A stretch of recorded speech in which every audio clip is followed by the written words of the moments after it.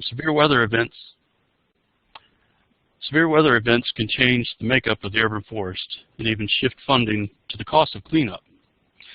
Planning for how your community will respond to emergencies will be the focus of our presenter today, Connie Head. Now, Connie is a consulting arborist with lots of hands-on experience with basic tree care, tree board development, and strategic planning in the storm-prone Mid-Atlantic region. This has proven to be a valuable information from a risk assessment and emergency planning perspective. Now, Connie has contributed to the writing of a workbook and template to assist communities in Georgia plan for impacts to their urban forests from these storms. And with permission, we here in North Carolina have adapted that workbook and template to assist communities in our state plan for storm mitigation. Now, no matter which state you're in today, today's presentation will be applicable to help you get organized in creating a plan to withstand the impacts storms have on your urban forest.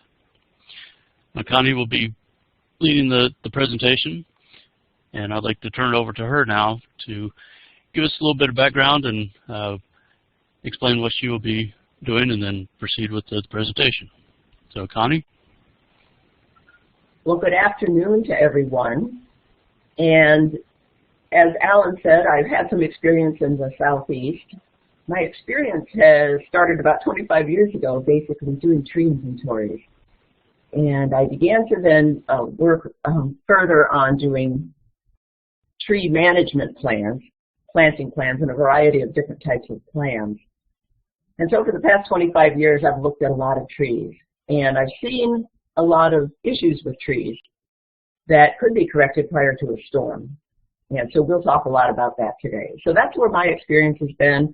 I wrote the workbook and the template for the Georgia Forestry Commission, and then we modified it for North Carolina. So while I won't be going through that workbook and template throughout this webinar, you will have access to that. We'll show you how to get that at the end of the webinar. So let me start out with what the webinar objectives are. I want us, for the next hour, to focus on the mitigation of tree-related storm damage. I want to provide a model that you can use for assessing your storm readiness of your community trees, your whole community management program.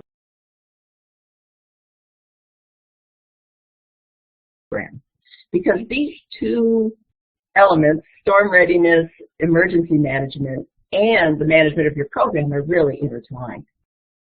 I want to suggest to you then some short and long-term mitigation strategies for reducing risk. And as I mentioned at the end, provide a model for developing a community forest storm mitigation plan.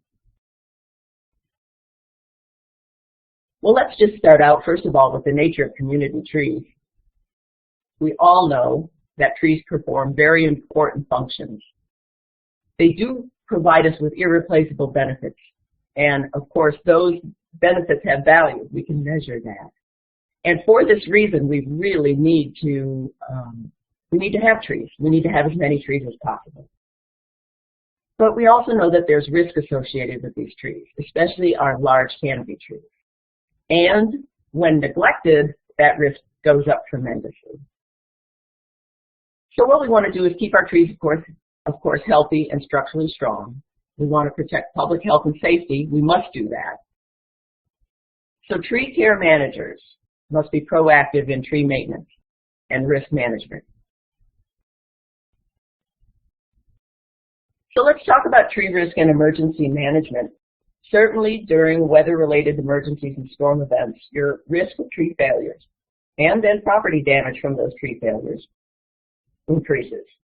With these limb and tree failures or damage, it's going to include a variety of things, but most significantly power outages, obstruction of roadways, damage to vehicles, buildings, infrastructure, including our utility lines. And sadly, personal injury often occurs. And all of this results then in increased costs to our communities, to our states, to our community forest management program. So throughout the next 45 minutes, let's talk about how you're addressing that tree risk. how you should address that tree risk. Think about how well your community trees would withstand that next severe weather event. How did they withstand the last severe weather event? And what plans have you put in place to prepare for, respond to, and recover from the next event? And then a lot of people have questions on what FEMA will provide to you once you do have a storm and significant damage. So we'll talk about what information you need to apply for those FEMA public assistance grants. So let's talk about your plan and planning. I think a community forest storm mitigation plan is a very essential component of your emergency management system overall, statewide, regionally, locally, and your local hazard mitigation plans. So the community forest storm mitigation plan fills a void that currently exists in the emergency system. And the tree care manager in the community is the one that has to develop that plan and fill that void. And our primary goal of the plan is the reduction of debris, the reduction of tree losses, and the reduction of tree-related damage. So here's our mantra: more trees and less debris. And that's what we want to. We want trees to be upright, standing, healthy, structurally sound. As you all know, once you have a storm event, you cannot use all that debris. There's just enough wood chips there for a very large area. So let's start the process, community forest storm mitigation planning process. It's going to involve assessing your state of preparedness, your response readiness, your recovery capacity. And you'll see these three terms as themes throughout this presentation: prepare, respond, recover. But it will also help you identify areas of need in your community forest management program overall. So the suggested plan content and what you'll see in the workbook and the template that we'll present at the end is, first we want to look at our community setting. What kind of storms might we have? What does our geography look like? Then what kind of preparation activities, response, and recovery activities are you going to plan for and implement? So let's first look at community setting. You want to have in your plan to start out with just a general description of where is your community located, what's the physiographic region, how big of a jurisdiction do you have, how large is this area that you're going to have trees in that you're going to plan for, their mitigation of storm damage. How many miles of roads do you have? What is your population according to the latest census? So just give yourself a sense of where your community fits into the area and what is your exposure. And then, of course, your storm history and exposure. What types of storms do you normally have in the area? What's possible there? We'll go through a few slides of those in a moment. You also want to look at your current community forest management program. Who's your tree care manager? Do you have a tree care manager? Is it the public works director? Do you have a consulting arborist? Is it a planner in the planning department? So you want to look at who that tree care manager is, and of course what kind of skills they have currently. Whether or not they're certified arborists, whether or not they're tree risk assessment qualified. Are you a Tree City USA? And do you already have a tree management plan that this community forest storm mitigation plan can become part of? Or can this storm mitigation plan then become the initial tree management plan that you have in your community, and you can build from there? So we'll just go through a few of the possibilities in terms of storm history and exposure, and all of these result in damage to trees, in more or less, depending upon the severity of the storm. So we have our tornadoes and hurricanes, derechos, downbursts. Severe storms that cause bring a lot of rainfall, nor'easters, bring some flooding, lightning strikes, those types of things. For significant drought, and then the wildfires that might result from those. And severe winter weather. In the East and even in the Southeast this past year, we've had some significant winter weather and ice storms that cause a lot of tree damage. So snowstorms, ice storms, and depending on the time of year, the severity can be more or less severe. Okay, so that's our community setting, and we now want to talk about how can we prepare our trees and our community for these storm events to reduce the amount of debris that we're going to end up with. So FEMA describes preparedness, defines it as actions that involve a combination of planning, resources, training, exercising, and organizing to build and sustain, and then improve your operational capabilities. These are all things that you want to do before an event occurs. And I feel very strongly that preparation should be the primary focus of this plan and your emergency management efforts. Because once the storm arrives, all you can do is respond. And afterwards, you can work on recovery. But if you've prepared, you're going to reduce the amount of that need for the resources for responding and recovery. And again, all of this depends upon the severity of the storm. The most severe storms, even all of your great preparations may only have a little bit of impact. But in most cases, you should have some significant impact if you're well prepared for these events. Significant decreases in the amount of debris.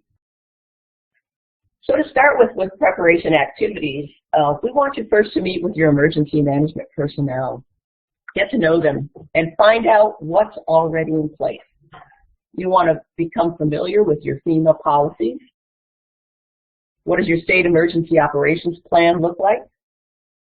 What are your local and regional emergency response and hazard mitigation plans? What content do they have? And how do trees and the community forest fit into each one of these plans, and how are they addressed?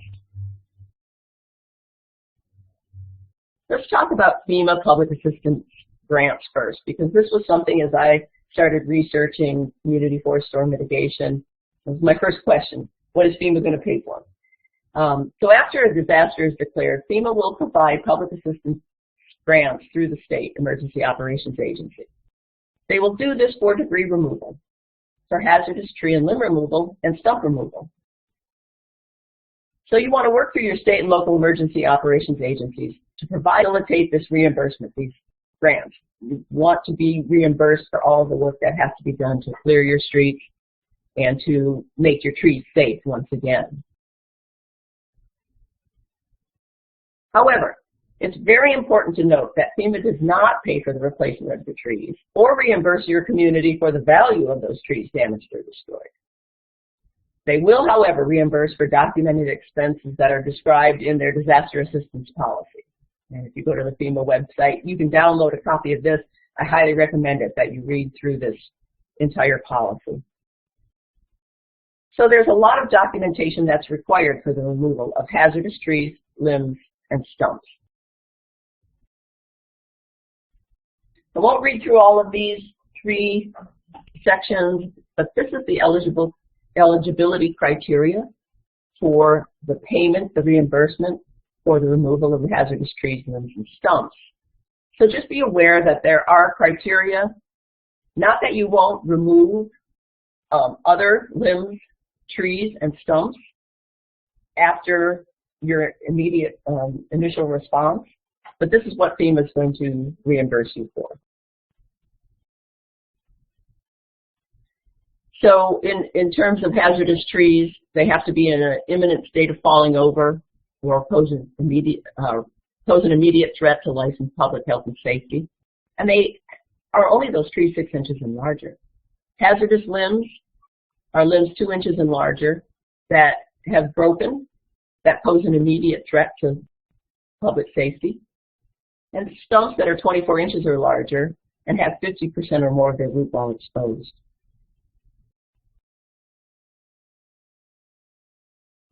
So to document your hazardous trees and their removal, you need to put together a spreadsheet that shows the number of trees removed, the size, and the location. Photographs must be made of those trees that are cut flush with the ground, and a certification made that those trees were 6 inches or larger.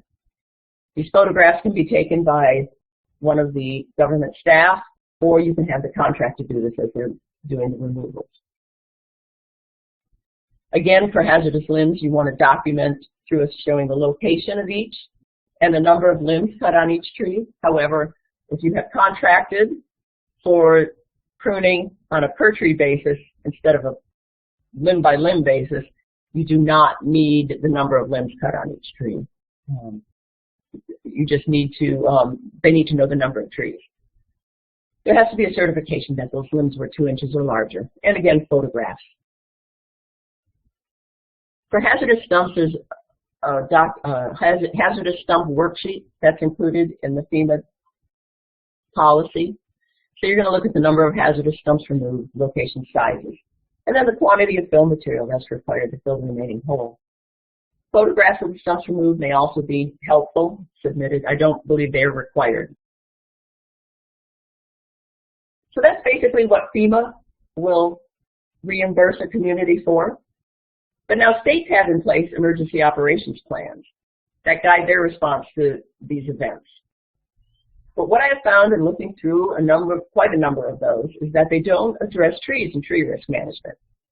They do address debris. I know that in one plan I looked at, debris was mentioned about 60 times. Actually, standing trees were mentioned twice. So this is where I see this big void in the state plan and in our local hazard mitigation plans. So many states require that local governments have in place a hazard mitigation plan before they're eligible for mitigation funds. They often suggest that these plans are regional, and that would integrate the plans of several counties and municipalities into one plan. It certainly saves time and resources. It also encourages people to share those resources when an event does occur. Communities may also be given priority for receiving planning grant funds if they're part of a regional hazard mitigation plan. So that's something to look at in your communities. What type of plan do you have, and are trees mentioned? So these hazard mitigation plans will mention trees and say that they're affected by weather-related events, that tree failures cause damage, utility lines and property. And in some cases, trees are also noted to function in reducing stormwater. But what's not mentioned in most cases is a program for tree risk assessment and the mitigation of that tree risk. Again, here's this void, the difference between these two. So get to know that plan and get to know the director of your local emergency management agency and discuss storm damage mitigation, how you want and think you can reduce debris, how you're preparing your trees and your community forest for a storm. Propose to go about tree risk assessment and mitigation and managing the risk of the community forest, and what your goals and the planning process are. So from then you want to go forward and form a storm mitigation team to assist you in developing and implementing this plan. You want to consider the expertise. You want people who have the authority and responsibility to provide resources. You can build the team all at once, put them together, start meeting right away, or you can begin your plan and then gradually add some team members as you recognize you need information and resources from a certain department or individual or agency. And then you'll assign responsibilities, and at a minimum, these are folks that are going to help you develop and implement the plan, and then get together regularly to review and revise your plan. So there's going to be a lot of other responsibilities that you'll assign throughout the planning process, but that's a start. And these folks can come from your emergency management personnel, government staff, utility companies and state agencies, contractors, vendors, volunteer organizations, and some of your program sponsors, which might be local companies and donors that can help you, especially in the recovery phase where you're replanting trees.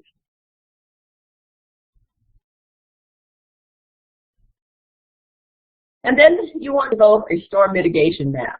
This is going to be a really good document for you in terms of your preparation activities. You can develop this map on paper or GIS, but it can be a relatively simple map.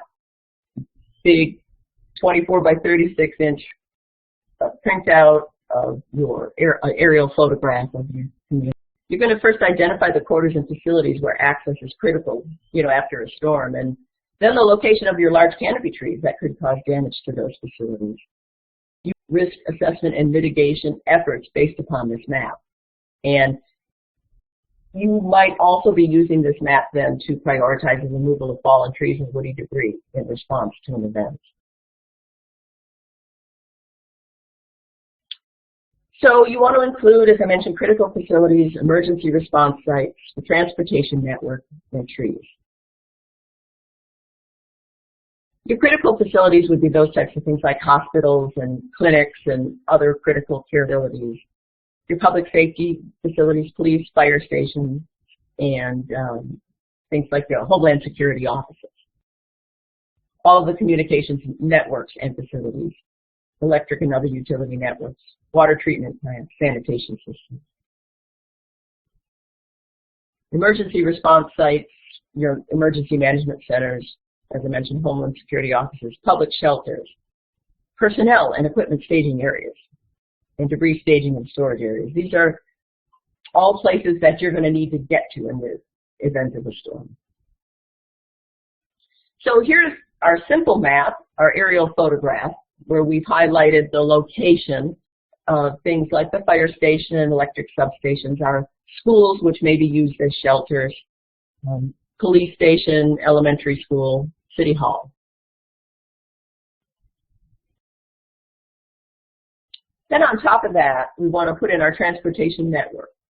We want our aerial photograph or our map to have our street network, but we're going to highlight those priority streets where access is required to our critical and emergency facilities, and for evacuation, should that be necessary. And you're going to include the streets and roads as well as bridges across major waterways, and maybe perhaps highlight those. So we've included here our road networks, and we've got information as to where these major roads go. This is to Interstate 85. This is here in North Georgia. Locations, routes to the hospital. Here's another route to a hospital.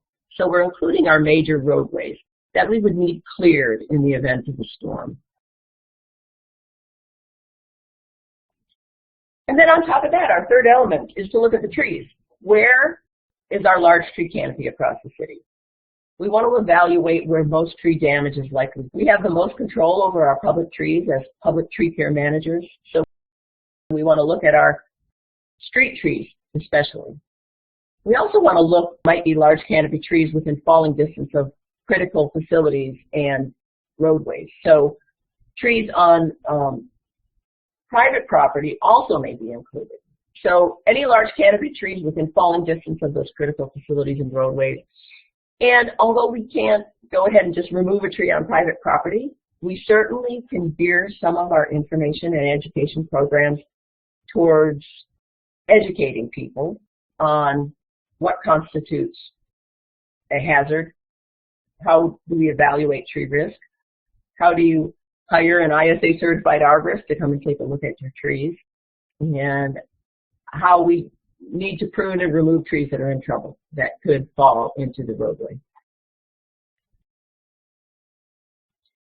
So here we've circled the areas that has large tree canopy, and we're going to look then at prioritizing our work in these areas where these large canopy trees could fall and not only cause damage, but also cause obstruction of the roadways and problems when we need to respond quickly to an event and to personal injury and those types of things. So this is a very simple process. You can just, like I say, take a big paper mat and a bunch of crayons and go ahead and do that. Or an urban tree risk index model has been developed by Central Alabama Regional Planning and Development Council and its partners. This does the same thing in a more high-tech GIS tool that will help arborists and foresters and emergency management personnel to define those areas that are high priority, rank those, and map the areas of greatest need for tree risk mitigation. This results in the development of a map and a database that can then be used for prioritizing your tree risk mitigation. And as we all know, when we have things in a digital form, it's very easy then to send to the rest of our storm mitigation team members and the folks, the emergency management personnel that need them. So if you want more information on the Urban Tree Risk Index model, you can visit Urban Forestry South and just search on UTRI, and you'll get some information on that model. So, additional preparation activities. We're going to establish a tree risk management program, the crux of all of our emergency management.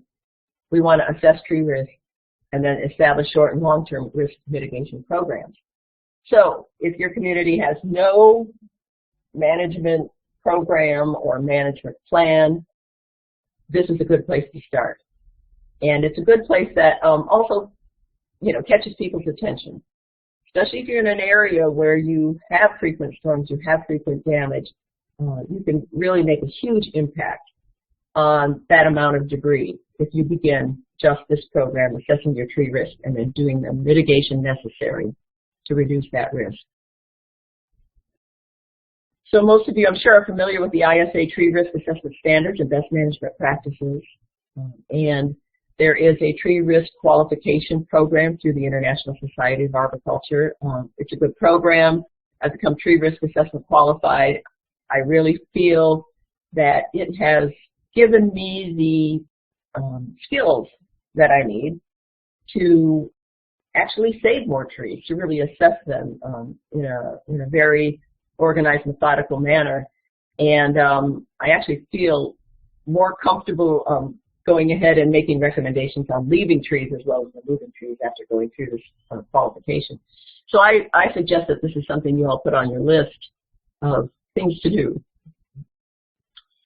The risk assessment methodology uses 3 different levels of assessment. The first one is a limited visual assessment. Then there's a basic assessment and an advanced assessment. So in our initial risk management risk assessment, I like the level 1 limited visual assessment, where you're going to identify a tree or population of trees in terms of your community forest storm mitigation map. You'll have a population of trees that are near specified targets, near your critical roadways. You're going to identify specified conditions that you're looking for. You basically, in this first level of risk assessment, you're going to be looking for obvious defects. You can specify whether you're going to walk, drive, or do an aerial patrol. In most cases, it's going to be a walk-by or a drive-by. It can also include trees on private property adjacent to your critical roads again. And then you work with property owners and try to educate them. So what are some of these obvious defects? Dead trees, large cavity openings, large dead or broken branches, fungal fruiting structures, large cracks, severe leans, pests, and trees that are on their way out as a result of those pests, and any kind of other symptoms of root decay. So here we have a tree with a previous codominant failure and a lot of decay, park bench, level 1, I'm going to say remove that tree. Some obvious fruiting bodies on this tree and some crown dieback resulting from very likely the decay as well as some root issues. Again, here we see decay with some cavities, some crown dieback near our utility lines. Another large tree with a previous codominant stem failure, and during my inventory, I cannot tell you how many times I see large trees with codominant stems that have either failed or will fail, and this is something we really need to pay attention to in our initial plantings and training pruning, because it is just, it's a major source of tree debris, and it's something that can easily be eliminated when a tree is younger. Again, some fungal fruiting bodies on this tree. And here we have some trees with some obvious cracks. This crack all the way down the backside of this pine. On a drive-by, we might not have seen this crack. I like a walk-by because I think you can see. Certainly you can see more and you can take that 360-degree walk, although it's not required for level 1. I think it's a good thing to do. And here's some more of those forked stems with included bark. So you'll probably want to identify some trees that need a basic assessment after you've done your level 1. And those will take a little bit longer time, a little bit more in-depth look at them. It requires a 360-degree ground-based visual inspection of the entire tree that you can see, and site conditions around the tree in relation to the targets that are there. And you might use some tools for this: binoculars, magnifying glass, mallet, probe, trowel, or shovel. And these would be 2 trees that I might do a level 2 assessment on. Don't necessarily want to say, okay, remove these trees right away, but I'd like to go through that level 2 assessment to take a little bit more in-depth look at them and think a little harder about exactly what I want to do with these trees. And then the risk assessment methodology has a level 3, where you use some advanced techniques and do some aerial inspection and a detailed target analysis, some decay testing, and a variety of other things such as root inspection, measuring and assessing change in trunk lean, storm wind load analysis, load testing. So something like using an air spade to look around the base of a large tree and look at what the root system looks like might be a level 3, part of a level 3 assessment. Okay, so what we want to do is look at tree risk mitigation. And I put this into short-term and long-term tree risk mitigation because there are certainly some immediate actions that we want to take right away that's going to lower our risk of whole or partial tree failure. But long-term is, again, like our preparation, long-term is where we really can improve the quality and strength and health of our community trees and our community forests. So short-term tree risk mitigation is going to basically consist of pruning those trees, pruning the limbs that are creating the risk, removing those trees that we can't just prune or cable or brace, and then doing some supplemental support on some trees, cabling and bracing. Now, you can also remove the target if that's practical, but when we're talking about trees that might fall into the roadway, that's not really going to be practical.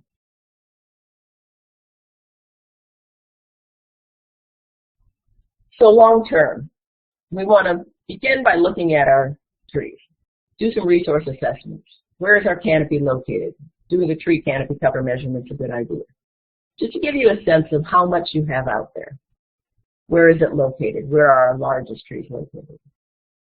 Public tree inventory, beginning especially with your street trees. And then, of course, doing some ongoing tree risk assessment. That'll be a theme throughout here. Regardless of what phase, preparation, response, or recovery, we're going to continue to take a look at our trees and assess their risk. So tree care standards, we want to adopt those tree care standards right away.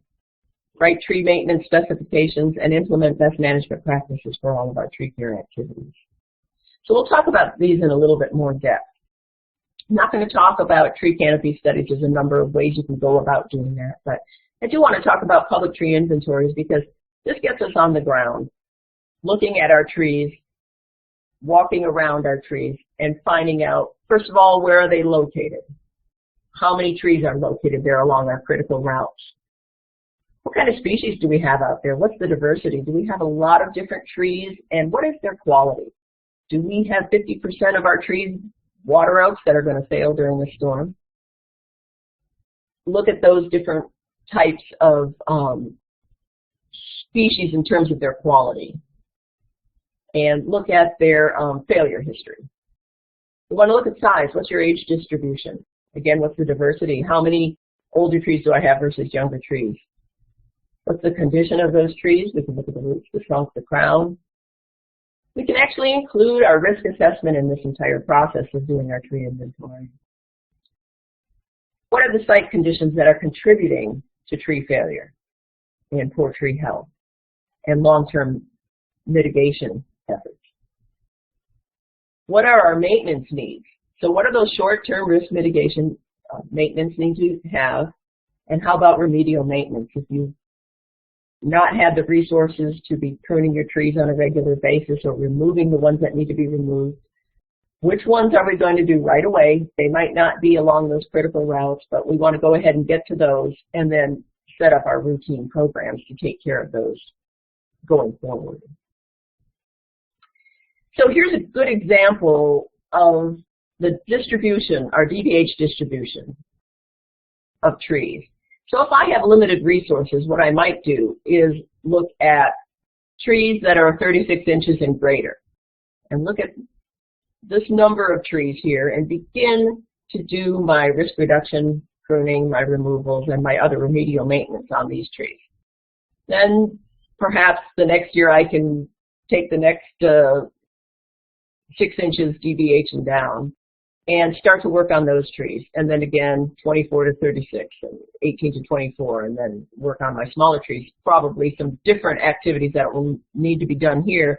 You won't have as many trees that are a current risk, but you probably will have a lot of trees that can become a risk in these lower diameter classes.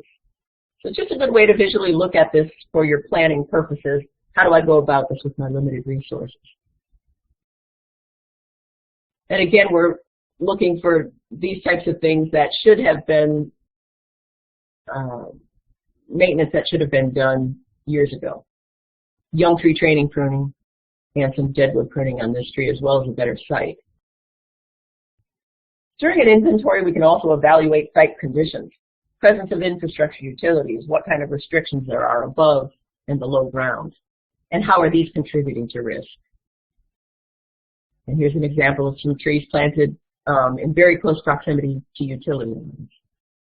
And how are these trees and the load that they've got on them right now going to be able to respond during a storm? Trees in compacted soils with very small rooting zones. So we also want to evaluate cultural practices. What kind of planting practices are in place? How can we improve those? Recently looked at some trees that were planted with the very large live oak trees with the burlap strapping and wire baskets still on them, and they've been in just a few months.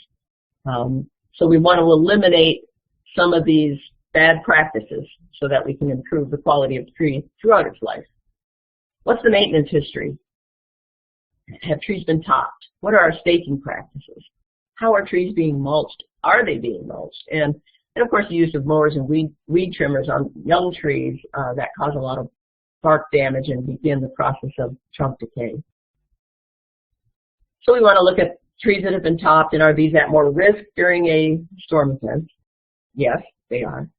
And we want to look at trees that have been staked and the strapping left on and causing some girdling that will cause some tree failures down the road. And mulching practices. 3 feet of mulch is really not necessary. So, and one of the problems, of course, with our mulch mountains, our volcano mulch, is that we tend to get some encircling roots and then some girdling roots, and that can cause tree instability down the road. So we can identify then all the management needs, and some of these are just routine management needs, and some of them are risk-related. But, you know, pruning for crown cleaning, clearance, structure, risk reduction.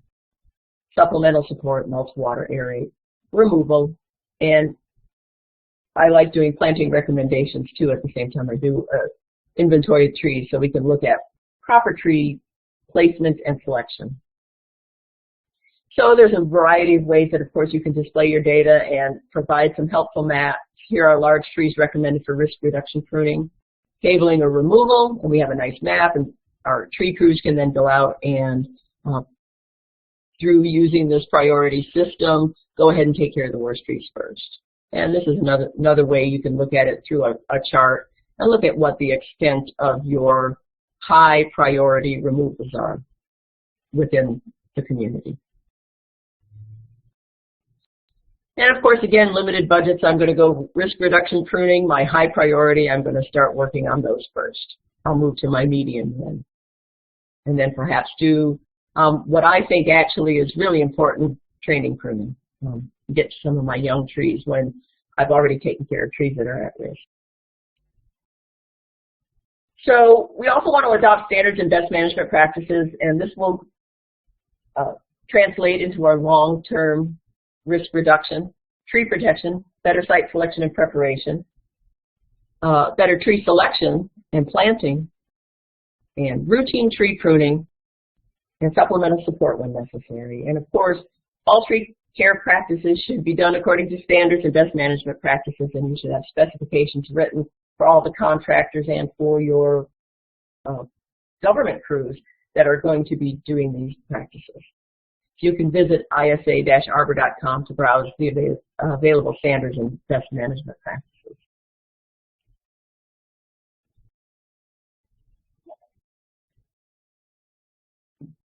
Well, so here's tree protection and some bad planting practices. Again, our fork stems with included bark. So long-term tree risk mitigation also includes, as I mentioned, establishing some routine tree care programs. Inspection, protection, pruning, mulching, and planting. Some other things you can do is adopt a tree ordinance that will help you in your risk mitigation, conduct some training programs, get a robust tree care budget because we all need money to do these things. You can look at some tree bank monies or alternative funding mechanisms. Establish or improve public information and education programs. A number of other preparation activities, and the workbook and template will guide you through these. You're going to ID your available equipment and the sources, prepare some Memorandum of Understanding, advanced readiness contracts, information that you want to distribute prior to, during, and after a storm, and then establish record-keeping procedures. So certainly list your equipment and include the amount or number of units you have, who's going to provide that, and identify how shortfalls will be addressed. And that's one thing you can use a Memorandum of Understanding for. It's not a binding contract, but it has clearly established expectations. You want to outline the sharing of personnel, materials, functions, services, equipment. And this is likely going to be executed between the government and those who are willing and able to provide those resources. Now, advanced readiness contracts are one legal step up. This is a legally binding contract that should include purchasing requirements, cost of services, payment schedule, signature of the authorized representatives for all the parties, and a date of execution. And this is executed with contractors for services, equipment, and materials. So I'm going to talk a little more briefly now about storm response and storm recovery, because as I mentioned, preparation is where we really want to focus our efforts on initially. But response, FEMA describes as an immediate actions to save lives, protect property and the environment, and meet basic human needs. Also includes the execution of emergency plans and actions to support short-term recovery. So you're going to mobilize, you're going to manage debris, you're going to do your tree risk assessments immediately after an event, and then provide information and record keeping. So certainly your mobilization will be guided by your emergency response plans, and you're going to begin the removal of your fallen trees and woody debris according to established priorities. You'll ID additional areas of need through your crew field surveys and calls received by a call center.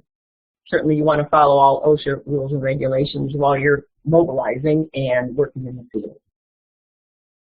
And in terms of debris management, you have to have your debris staging and storage sites. You're going to utilize those and designate those ahead of time. And a person responsible then for coordinating. FEMA has some information on debris estimation, and those are two documents there, Public Assistance Debris Management Guide and your Debris Estimating Field Guide. I suggest you look those up and read through those. Certainly we want less debris. So after roads are cleared and trees can safely be accessed, you want to utilize your staff, trained volunteers, or the Urban Forest Strike Team, who you access through your state forestry commission, or agency. You want to assess tree risk and damage immediately following the storm and perform that level 1 risk assessment. You want to identify those trees and stumps that need pruning or removal for further risk mitigation.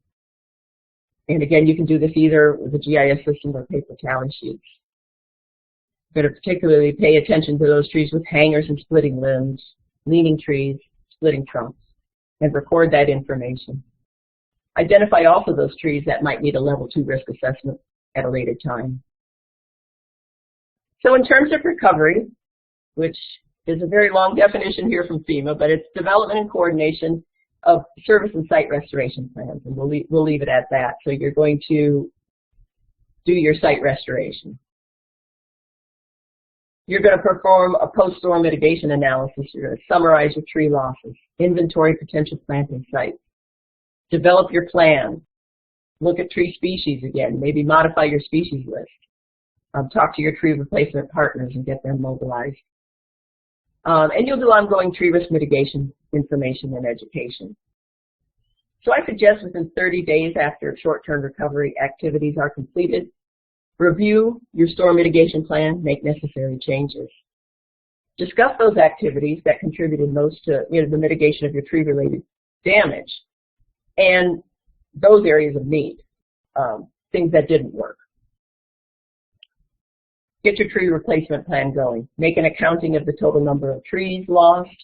Replace at least on a one-for-one basis. And then select quality tree species and quality sites for these trees. Try to begin replacing during the next planting season, and spread those plantings over multiple years if you've had heavy losses. And certainly include a schedule for new tree maintenance, which I think, again, most importantly, once your trees are established, some young tree training pruning. Now, throughout the entire process, you want to develop information and education programs to help during preparation, response, and recovery. You want to determine your best methods for internal communications. We have a lot of technology these days, so we have a lot of options here. And external communication. How will you communicate with the public? And you have a lot of options once again here. You want to take advantage of your established statewide and national awareness weeks and days to highlight what can happen during the storm and how trees fit in. During response, certainly you want to focus on safety, tree risk, debris cleanup, and the types of things that the public might need to know: pickup schedules, expected cleanup time, and what type of debris will be collected. The National Arbor Day Foundation has a great storm toolkit, and you can utilize sources such as these. They have great articles and artwork, and so that really gives you a little jump ahead. You want to focus your recovery information on the amount of tree loss you had, what kind of tree planting programs there are, what kind of assistance is available, when and how to hire a certified arborist, and just general tree health maintenance, tree planting techniques, the benefits of trees, because people are going to see that trees have done a lot of damage. We want them to know the benefits of trees. I think that's very important. You want to vary that information delivery to reach this wide audience. So there's a number of ways you can go about doing that with field demonstrations, workshops, newspaper articles, public service announcements. Record keeping is essential. You want your latest community forest storm mitigation plan, your map, your mitigation team contact information, and those MOAs and ARCs, Advanced Readiness Contracts. You want to take down information on everything. Everything you've done and what it's costing you. For preparation, for response, this whole list of debris, removal, costs, contractor invoices, staff hours, equipment hours, and photographs. Take a lot of photographs. Recovery record keeping, the same thing. Staff, equipment, contractors, volunteer hours, tree purchase data, planting data, and then survival data. So this data is going to provide the basis for gaining not only some additional reimbursement from FEMA, as you take that, document all of the things that you've had to do, but additional program capacity and improving existing programs. You might be able to use the data for securing grants for future mitigation projects, excuse me. So, all right, well, that's a lot of information on preparation, response, and recovery, and you can get that detailed information on how to go about developing this plan through the planning workbook and the plan template. This is available at both North Carolina and Georgia Forestry Commission, North Carolina Forest Service, and the Georgia Forestry Commission has one also. Both of the workbook and the template have this content. They're arranged the same way so you can go from one to the other and use the workbook to then fill in the template. Customize this plan based on your location, your conditions, staffing levels, your administrative structure, and all the available resources that you have. Well, that is a whole lot of information, and so I highly recommend that you go and download a copy of the workbook and template. If you have any questions, you can certainly email me. I'd be happy to respond to your questions.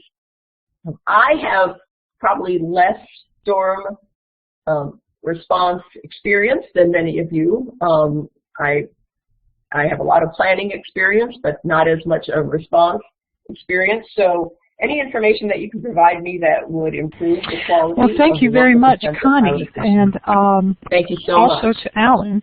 And since we are nearing the end of our 1 hour period, I just want to remind everyone that if you wanted continuing education credits, we are going to give you the chance now to fill out the required satisfaction survey and the short quiz. But as soon as we finish pushing that out, we will invite people to continue to stay on the webinar if they want to ask questions, or if Alan wants to ask some questions for the benefit of the attendees. So please stay tuned. Do not turn off the webinar if you plan to stay with us. Otherwise, please fill out the question.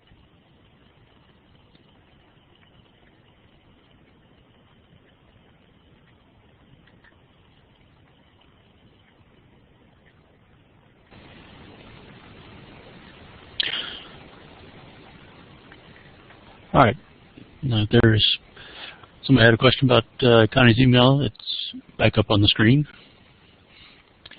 And there was also, Connie, there was a question earlier about if you had any links or resources that you knew of to provide any kind of traditional or even creative approaches to gaining a tree budget. If you knew of any links where someone might find such information.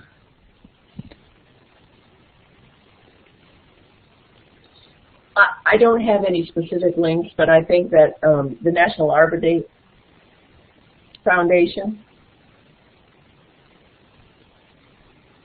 I'm sorry, did you get that? I said I think that, you know, the National Arbor Day Foundation certainly could provide some information on that.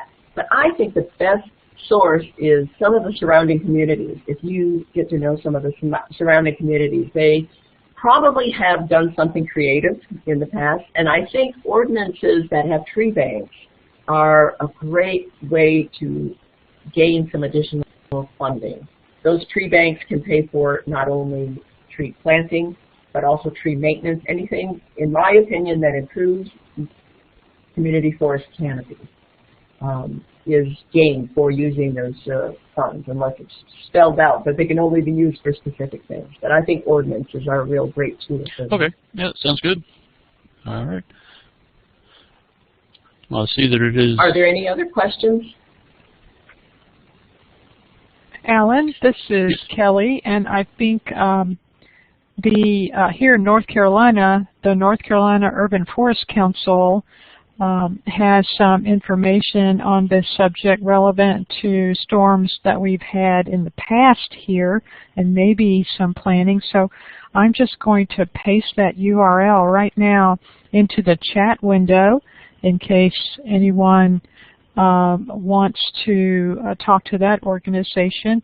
But I invite anyone on this webinar right now, if they have some sources they would like to share, you can type those into that chat window right now too to share with everyone on the webinar. So please feel free to do that. if you have some sources, especially if you are in some of the other states in the U.S. And I know that we have over 60 people on the call, and some of them are as far away as West Coast. All right, that sounds good. And Alan, why don't you put your URL in that chat window if you have any resources at your program that you want to direct people to as well. All right. It is up on the screen there, but I'll put it in the chat window. And if you do have any questions about the template or in the workbook for North Carolina, I can certainly answer those questions, and you would send me an email, and I'll put my email address in here too. And if you want a printed copy of that template and workbook, I can. If you'll send me your mailing address, I can certainly send you a copy.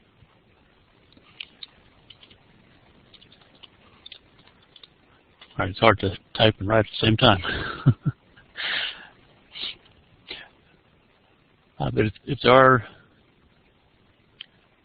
no other questions, and I don't see any coming up. I'll say there's some Storm Resilient Communities events coming up. Somebody's posted there. And it seems, Kelly, there are some questions about the CEUs. I will let you handle those.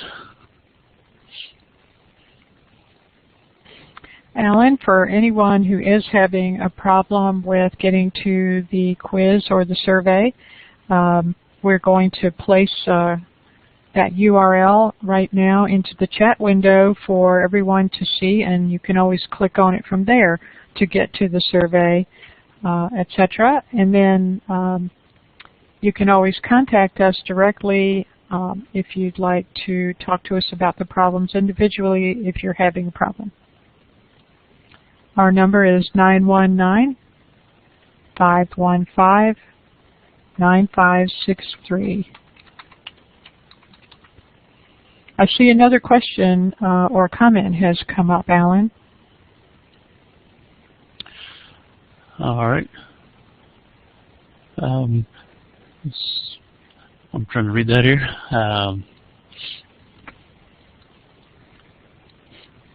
Alan Yu, I think, is saying to assist people with tree responsibilities to gain budgetary and other support through collaboration with emergency management professionals and policymakers.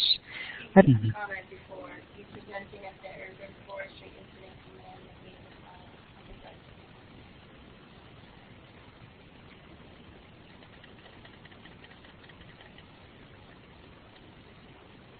Well, I see Alan Hughes saying that he's going to be presenting an Urban Forestry Incident Command model. Well, I believe that's probably all the questions that we have for today, but I'd like to thank Alan Moore from the North Carolina Forest Service Urban and Community Forestry Program for being our host moderator today, and Connie Head from Technical Forestry Services in Georgia for being our guest speaker. I will leave the email address for Connie on the screen, and also the North Carolina Forest Service Urban and Community Forestry website listed up there as well. Thank you very much, everyone, for attending. We hope that you will take interest in our May 28th webinar coming up, the final one in this Urban Forestry Planning for the Future series. Thank you, and have a very nice day, everyone.